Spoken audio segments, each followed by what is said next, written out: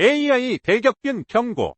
지금은 폭풍 전의 고요일 뿐. 더 워싱턴 포스트. 다음은 워싱턴 포스트에서 제기된 지금은 폭풍 전의 고요일 뿐이라는 주제, 즉 인공지능 기술이 이미 빠르게 발전하고 있지만 사회 전반이 이를 실감하거나 현실적으로 받아들이는 데에는 문화적 시간 지연이 존재하며 이 지연이 끝나면 예견된 대격변이 몰려올 것이라는 경고에 대해 다각도로 풀어낸 해설과 논평입니다. 인공지능이라는 단어가 사람들의 입에 오르내린 지는 이미 몇십 년이 훌쩍 지났지만 실제로 AI가 내 일상에 영향을 끼치고 있다고 피부로 느끼는 사람은 그리 많지 않았던 시기가 꽤 길었습니다. 물론 최근 몇 년간 급속도로 발전한 딥러닝, 자연어 처리, 이미지 생성 기술 등을 접한 사람들은 이미 세상이 많이 바뀌었구나 라고 느끼고 있을지 모릅니다. 그러나 전 세계적으로 봤을 때 대다수의 사람들은 여전히 보수적인 관점에서 AI를 바라보거나 혹은 그 변화를 충분히 체감하기 이전 상태에 머물러 있습니다. 이러한 현상을 워싱턴 포스트는 폭풍 전의 고요에 비유하며 시간 지연이 끝나갈 때 닥칠 대격변을 본격적으로 논의해야 할 시점이라고 지적합니다. 이른바 문화적 시간 지연이라는 개념은 20세기 초 미국의 사회학자 윌리엄 오그번이 제시한 이론적 틀로 기술 발전의 속도와 사회 제도의 변화가 서로 불균형하게 맞물릴 때 발생하는 괴리를 일컫습니다. 즉, 신기술이 빠르게 진보해 나가지만 사람들이 이를 법, 제도, 문화적으로 완전히 수용하고 내면화하기까지는 상당한 시간이 걸린다는 것이죠. 대표적으로 19세기 말부터 등장한 자동차 기술을 예로 들면 자동차가 보편화되기 시작한 지 한참 후에야 도로 신호체계나 운전면허 제도, 교통안전법 등이 정비되었습니다. 이처럼 신기술의 등장과 그에 따른 사회 전반의 규범제도 변화는 늘 시차를 두고 일어나는데 그 시차가 바로 문화적 시간 지연입니다. 오늘날의 AI도 마찬가지입니다. 연구실에서나 일부 선진 IT 기업의 차원에서는 이미 사람을 능가하는 언어 모델이 등장하고 인간처럼 합리적인 판단을 내리는 알고리즘이 각종 데이터 분석에 사용되는 등 놀라울 만큼 빠른 발전이 이루어져 왔습니다. 특히 얼마 전 부쩍 화제가 된 생성형 AI는 세계적인 관심을 불러일으키며 각국 정부와 기업들이 AI 정책을 새롭게 수립하도록 압박하고 있습니다. 그러나 정작 이 기술을 법과 제도로 규제하거나 교육 고용 시스템을 AI 시대에 맞춰 재설계하려는 움직임은 아직도 초기 단계입니다. 즉, 기술 발전 자체는 이미 폭발적으로 진행 중이지만 사회가 그 파급력을 제대로 받아들이는 데에는 한 템포 늦어지고 있는 상황이 문화적 시간 지연의 대표적인 예라고 할 수 있습니다. 워싱턴 포스트가 제기하는 우려는 바로 이 지점에서부터 출발합니다. AI가 가져올 변화를 지금은 완전히 감지하지 못하고 있지만 어느 순간 그 지연이 임계점을 지나 폭발적인 반응이 일어나면 사회는 이미 준비가 덜 된 상태에서 대격변과 마주하게 될 수 있다는 겁니다. 예를 들어 대규모 일자리 구조가 급작스럽게 바뀔 가능성이 있습니다. 챗봇이나 음성인식 기술이 발달함에 따라 고객 상담 업무가 자동화되는 속도가 빨라지면 기존의 콜센터에서 일하던 인력의 대폭 감축이 일어날 수 있습니다. 혹은 AI 기반 의료 진단이 도입되면서 의사와 간호사의 역할이 재정립되어 의료 시스템 전반에 커다란 변화가 생길 수 있지요.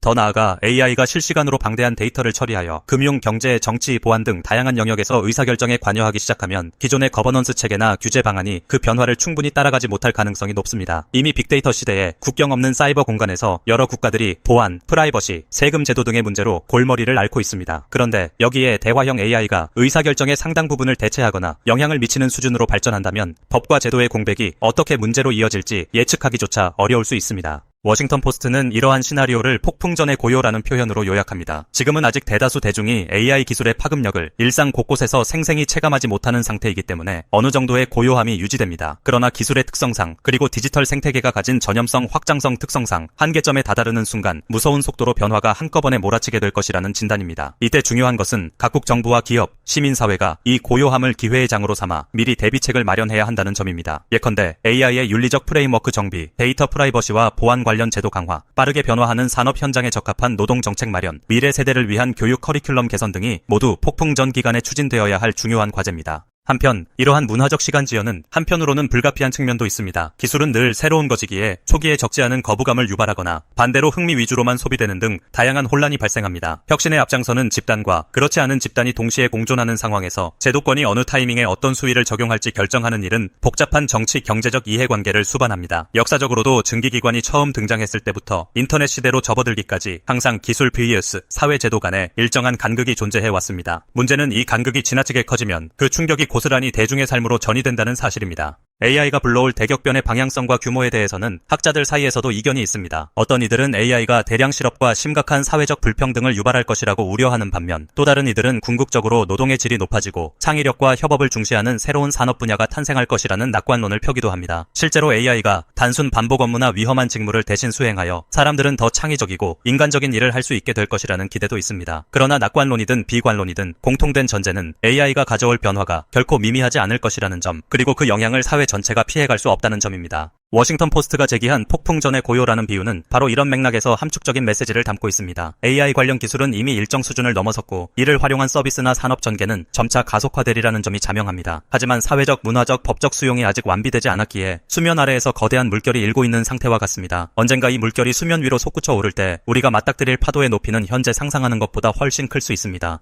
따라서 지금이야말로 이 폭풍 전의 고요를 현명하게 활용해야 할 때입니다. 정부 차원에서는 AI 윤리와 규범에 대한 가이드라인을 구축하고 산업 교육 복지 제도를 점검해 AI 시대에 걸맞은 정책을 미리 설계해야 합니다. 기업들은 미래 경쟁력을 확보하기 위해 AI 전문가 육성과 관련 기술 투자에 적극 나서는 한편 노동자들의 재교육 프로그램이나 새로운 업무 환경 설계를 고민해야 합니다. 학교와 가정에서도 학생들이 AI의 작동 원리와 활용 가치를 올바르게 이해하도록 가르치고 그 과정에서 창의력과 비판적 사고력을 기를 수 있도록 체계적인 커리큘럼을 마련해야 합니다. 무엇보다 중요한 점은 인공지능이 인간을 단순 대체하는 존재를 넘어 우리의 삶을 향상시키고 인간적인 가치를 증폭시키는 방향으로 발전하도록 꾸준히 관심을 기울이는 일입니다. 빅데이터와 결합된 AI 시스템은 우리가 일상 속에서 만들어내는 데이터를 토대로 학습하면서 점점 더 정교하고 민감한 의사결정을 수행하게 됩니다. 이때 개인의 프라이버시와 존엄성이 지켜지도록 하는 것은 물론 AI 알고리즘이 차별이나 편견을 재생산하지 않도록 체계적인 감시, 평가, 수정 과정이 필수적입니다. 만약 이러한 윤리적 제도적 장치가 미비한 상태에서 AI가 사회 전 영역에 파고든다면 막대한 부작용이 발생할 수 있다는 우려는 결코 과장이 아닙니다.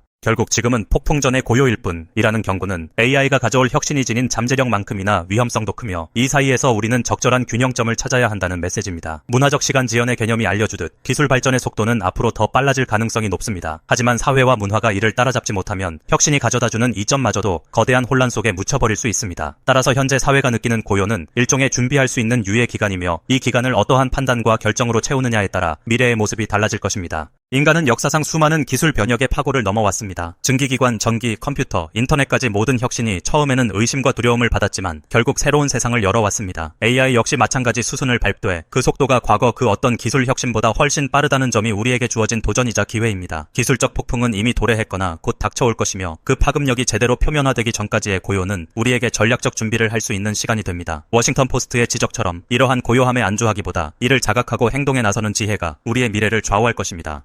AI 활용으로 성과를 지향하라. 현대사회는 무언가를 배워야만 살아남을 수 있다는 분위기가 팽배하다. 특히 인공지능 열풍은 예나 지금이나 사그라들 기미가 보이지 않는다. 개인이든 기업이든 앞다투어 AI를 공부하고 관련 기술을 습득해야만 미래를 대비할 수 있다고 믿는다. 물론 AI 자체가 주는 혁신의 잠재력과 그 가치는 분명 막대하다. 그러나 여기서 중요한 것은 단순히 AI를 학습하는 것이 아니다. 그것을 통해 어떤 결과를, 어떤 성과를 창출할 것인지가 훨씬 더 중요하다. 1. 노력보다 중요한 것은 성과다. 어떤 목표를 이루고 싶은가? 그렇다면 무작정 노력만 한다고 되는 것은 아니다. 학습 시간에 공을 들이고 정보와 데이터를 쌓아놓기만 해서는 진정한 가치를 만들어내기 어렵다. 우리는 이미 새로운 지식의 홍수 속에 살고 있으며 더 많은 정보와 더 많은 노력만으로 해결이 안 될 때도 많다. 결국 핵심은 성과로 귀결된다. 성과를 나내지 못하면 의미 없다. 지식을 많이 쌓아도 그것을 발현하지 못한다면 마치 번쩍이는 보물을 깊은 곳에 묻어놓은 것과 다름없다. 성과가 모든 것을 증명한다. 조직에서도 개인 평가의 잣대는 결국 성과다. 개인의 인생에서도 내 가치를 증명하는 것은 무엇을 이뤄냈는지로 귀결된다. 2. 본질에 집중하라. AI를 공부하든 새로운 프로젝트를 시작하든 가장 먼저 해야 할 일은 본질을 찾는 것이다. 과연 나의 목표는 무엇인지, 지금 노력해야 할 핵심 영역은 어디인지 재점검해야 한다. 가장 중요한 것을 먼저 처리하라. 많은 사람들이 자잘한 일, 급해 보이는 일부터 손대다가 정작 중요한 일을 놓치곤 한다. 우선순위를 잘못 설정하면 어느 순간 지쳐버려 결정적 순간에 힘을 잃게 된다. 목표에 직결되는 빅 아이디어에 투자하라. 내 시간이든 돈이든 아이디어든 최대한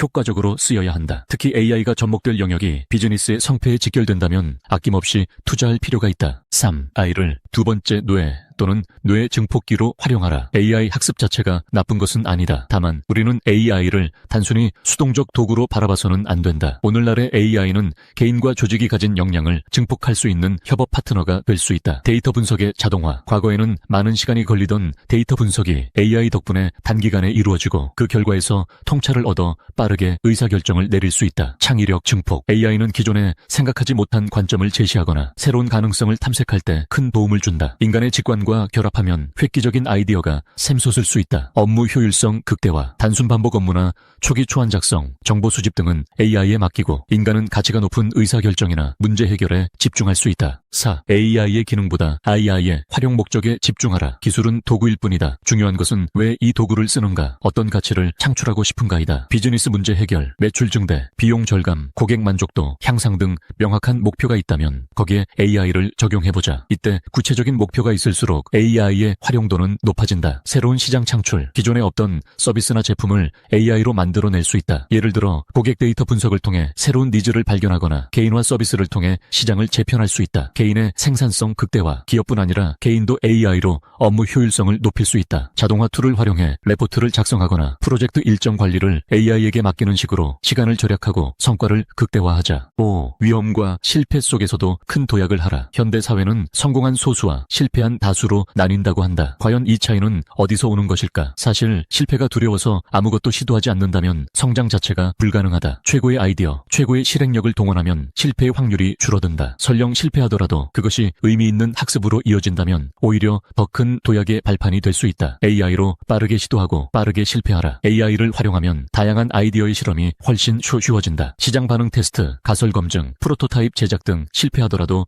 회복 속도가 빠르다. 도전 정신을 잃지 말라. 무모한 도전이 아니라 계산된 위험을 감수한다는 의미다. 과감한 아이디어가 더 큰 혁신으로 이어질 수 있다. 6. 실행 없는 비전은 꿈에 불과하다. 비전이 중요하다. 큰 그림을 그려라 라는 말을 자주 들었다면 이제 그 비전을 현실로 만드는 실행력에 집중해야 한다. 결국 행동이 답이다. 아무리 정교한 계획이라도 행동으로 이어지지 않으면 의미가 없다. AI와 협업하여 실행하라. 이제 실행 과정에서도 AI는 중요한 협력자다. 업무 흐름 자동화, 데이터 기반 의사결정, 맞춤형 코칭 등을 적극 활용해보자. 7. AI로 성과를 만들어내라. 인생과 비즈니스에서 궁극적으로 중요한 것은 성과다. 그리고 그 성과는 우연이 아니라 분명 준비된 태도와 실행으로부터 비롯된다. 학습은 그 자체로 끝이 아닌 결국 무엇을 성취할 것인가로 귀결되어야 한다. AI를 단순히 공부만 하고 끝내지 말자. AI를 활용하여 더 빠르게, 더 창의적으로, 더 큰 가치를 만들어내자. AI로 인해 더 똑똑해진 두 번째 뇌를 갖추고 더 본질적인 문제에 집중하여 과감히 도전하고 실천함으로써 우리에게 필요한 뛰어난 성과를 창출해보자. AI 시대에는 더 열심히가 아니라 더 현명하게 노력해야 한다. AI와 협력해 혁신을 일으키고 원하는 성과를 과감하게 거둬들이길 바란다. 공부보다 더 중요한 것은 결과이고 AI 지식보다 더 중요한 것은 실행이다. 지금 당장 AI를 뇌 증폭기로 삼아 나만의 성과를 만들어내라.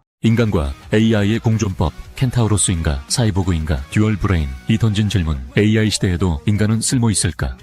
이선 몰릭 교수의 듀얼 브레인은 인공지능이 가져올 미래에 대한 통찰과 함께 인간과 AI의 협업이 불러올 가능성에 주목한 흥미로운 저작이다. AI 시대를 살아가는 사람들의 필독서로 손꼽히는 이 책은 AI를 단순히 효율적이고 편리한 도구로만 여기지 않고 인간의 두 번째 뇌로 바라볼 것을 제안한다. 즉, AI를 통해 업무와 일상에서 창의적이고 혁신적인 아이디어를 발굴하고 우리 스스로의 사고력을 확장하며 나아가 전혀 새로운 차원의 협업을 이루어낼 수 있다는 가능성을 역설한다. 저자는 이를 위해 AI가 지닌 외계 지성으로서의 특성과 한계를 명확히 짚어내고 AI와 인간이 상호 보완적으로 작동하는 전략을 켄타우로스와 사이보그라는 메타포로 구체화한다. 이를 통해 독자들은 AI를 다양한 역할, 사람, 동료, 코치, 교사, 창작가 등으로 활용하며 빠르게 변화하는 세상에 어떻게 적응할 것인지를 실천적으로 배울 수 있다.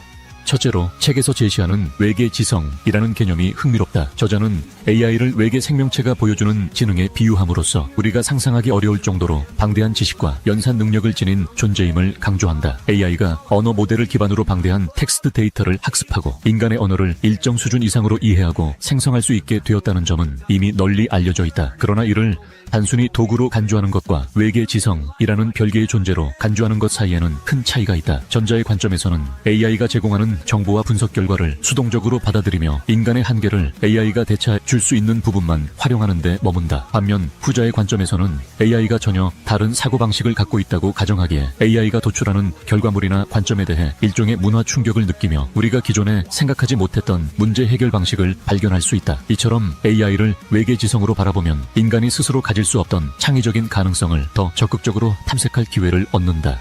둘째로, 저자는 AI와 인간이 협업할 때 나타나는 두 가지 개념, 즉 켄타우로스와 사이보그를 예로 들어 협업 방식을 구체적으로 설명한다. 켄타우로스는 고대 그리스 신화에서 말의 몸통과 인간의 상반신이 합쳐진 존재로서 각자의 강점을 조화롭게 결합하는 것을 상징한다. 이 개념에서 AI는 주로 방대한 데이터를 처리하고 수리적 또는 논리적 분석에 강점을 발휘한다. 반면 인간은 직관과 경험, 감성, 윤리적 판단, 그리고 맥락을 파악하는 능력에서 우위를 지닌다. 따라서 켄타우로스적 협업에서는 인간과 AI가 서로 잘할 수 있는 부분을 명확히 구분하고 필요한 순간에 AI를 적절히 활용하되 최종 결정권이나 창의적 통찰력은 인간이 쥐고 있다. 이는 마치 체스 대결에서 인간이 AI의 분석 능력을 참고하되 궁극적으로 어떤 수를 둘 것인지는 인간이 선택하는 방식과 유사하다. 셋째로, 사이보그라는 개념은 켄타우로스와 달리 인간과 AI의 경계를 훨씬 더 긴밀하게 잇는 융합의 형태를 가리킨다. 사이보그는 인체의 기계나 인공장치를 삽입하여 기존 인간의 한계를 극복하고 능력을 확장하는 존재로 묘사되곤 했다. 책에서의 사이보그적 협업은 인간이 AI를 외부 도구로 인식하기보다는 마치 자신의 일부처럼 활용하는 모습을 상정한다. 예컨대 AI를 통해 실시간으로 번역을 하거나 특정 분야의 문제 해결 아이디어를 마치 나 자신의 생각처럼 즉시 떠올릴 수 있을 정도로 AI와 한 몸이 된 상태를 말한다. 이를 통해 인간은 새로운 능력을 얻거나 사고 범위를 획기적으로 확장할 수 있다. 다만 이 과정에서는 인간이 AI에 전적으로 의존하게 되어버릴 위험성 역시 간과해서는 안 된다. 저자는 사이보그 모델을 통해 AI에 과도하게 의존하는 폐해와 적절히 활용하면서도 자율성을 유지하는 균형점이 어디인지를 고민하게 한다. 넷째로, 책에서 특히 주목할 만한 부분은 AI가 일자리에 미치는 영향에 대한 저자의 시각이다. 최근 몇 년간 AI 기술이 빠르게 발전하며 일자리 대체론이 대두되었고 이에 따른 불안감이 커져왔다. 하지만 저자는 직업 자체가 사라지기보다는 업무 형태와 역할이 크게 바뀔 것이라고 전망한다. 이는 AI가 반복적이고 규칙 기반적인 업무를 상당 부분 맡아줄 수 있지만 사람만이 할 수 있는 창의적이고 복합적인 판단과 감정적 교류, 윤리적 결정 등은 여전히 인간에게 남아있을 것이기 때문이다. 따라서 AI와 인간의 협업은 직업을 없애기보다 오히려 더 높은 수준의 전문성이나 창의적 기여를 요구하는 형태로 변화시킬 가능성이 높다. 실제로 많은 전문가가 AI를 활용해 생산성과 효율성을 높임으로써 더 깊이 있는 연구나 창작 작업에 시간을 할애하게 된다는 점을 예로 들 수 있다.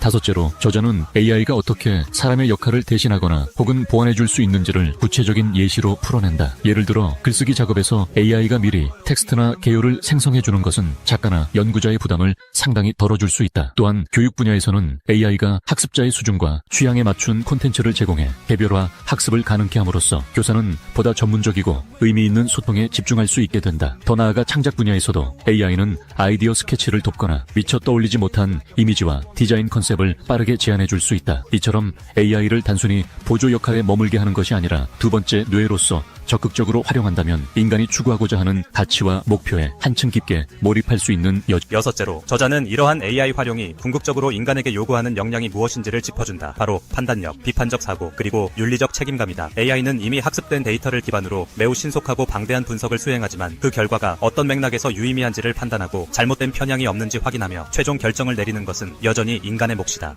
예컨대 자동 번역 시스템이 언어학적으로는 그럴듯한 결과물을 내놓더라도 문화적 맥락에서 문제가 있는 표현일 수 있음을 판별하는 것은 오직 인간만이 할 수 있다. 마찬가지로 윤리적 판단이 필요한 영역에서 AI가 제안한 솔루션이 반드시 바람직하다고 할 수는 없으므로 인간은 이 결과물의 사회적 문화적 맥락을 숙고해야 한다. 이러한 점에서 듀얼 브레인은 AI 시대로 진입하는 데 필요한 인간 고유의 역량을 강조하며 AI와 함께 더 높은 수준의 사고와 창의를 발현할 것을 일곱째로, 듀얼 브레인. 이 독자에게 주는 가장 큰 의의는 AI를 두려워하거나 막연히 거부하는 태도가 아니라 능동적이고 전략적인 태도로 AI를 받아들이라는 점에 있다. 과거에도 새로운 기술이 도입될 때마다 사람들은 혼란과 거부감을 겪어왔다. 하지만 성공적으로 기술의 잠재력을 활용했던 사례에서는 오히려 새로운 일자리와 기회가 창출되는 모습을 확인할 수 있다. 이 책을 읽으며 깨닫게 되는 중요한 교훈은 AI가 우리의 삶과 업무를 대체하는 것이 아니라 우리가 더 높은 차원의 창의성과 판단을 발휘하도록 보조할 것이라는 사실이다. 또한 AI가 제공하는 방대한 지식과 분석력을 외계 지성처럼 존중하면서도 최종 결정권과 책임은 인간이 지닌다는